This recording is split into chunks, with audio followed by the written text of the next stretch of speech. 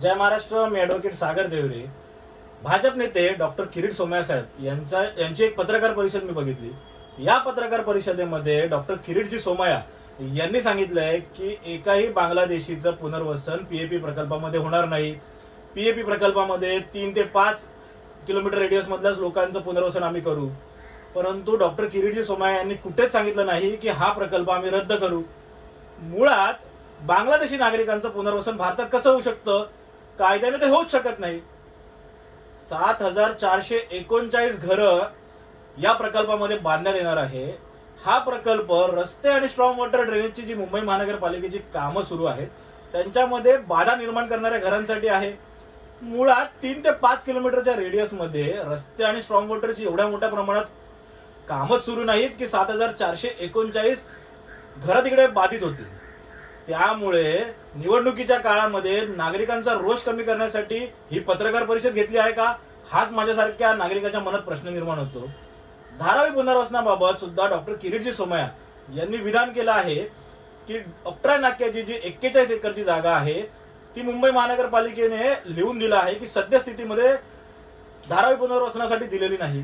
तर त्याबाबत मी सांगू इच्छितो की 10 जानेवारी 2024ला म्हणजे याच वर्षी मुंबई महानगरपालिकेकडे राज्य सरकारने 18 एकरची ऑक्ट्राची जागा आणि 46 एकरची डम्पिंगची जागा मागितली आहे.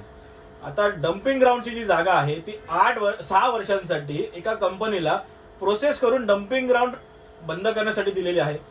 ही 6 वर्षाची मुदत 2025 मध्ये संपत आहे. त्यामुळे आता या स्थितीला मुंबई महानगरपालिकेने ही जागा धारावी पुनर्वसनासाठी दिलेली नाही. हे जरी खरं असलं तरी ही जागा भविष्यात सुद्धा देणार नाही असं कुठे मुंबई महानगरपालिका सांगते ना डॉक्टर किरीट सोमय्या साहेब सांगतायत. राहिला प्रश्न ऑक्ट्राच्या जागेचा. ऑक्ट्राची 18 एकरची जागा ही महानगरपालिकेने राज्य सरकारला देऊ केलेली आहे आणि त्याबाबत वृत्तपत्रांमध्ये त्यांचं स्पष्टीकरण सुद्धा आलेलं आहे.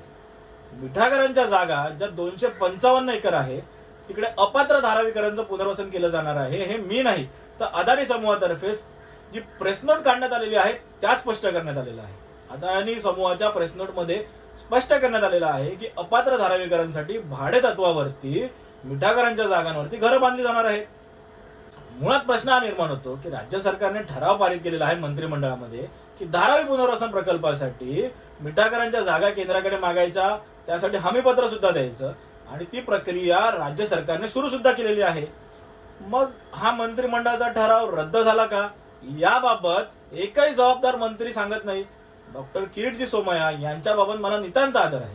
डॉक्टर किरीट सोमय्या या विषयावरती बोलत आहेत परंतु ते एकमेव नेते आहेत ज्या विषयावरती बोलत आहेत. भाजपचे एकही जबाबदार मंत्री या विषयाबाबत का बोलत नाही? राज्यात सरकार यांचं, केंद्रात सरकार यांचं, मुंबई महानगरपालिकेवरती नियंत्रण सुद्धा यांचं. मग हे प्रकल्प रद्द करायला कुठली गोष्ट आड येते?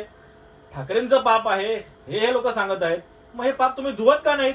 हा माझ्यासारख्या सर्वसामान्य नागरिकाच्या मनात प्रश्न येतो. त्याची उत्तरं लवकरच मिळतील अशी अपेक्षा करतो आणि इकडेच थांबतो. जय हिंद, जय महाराष्ट्र.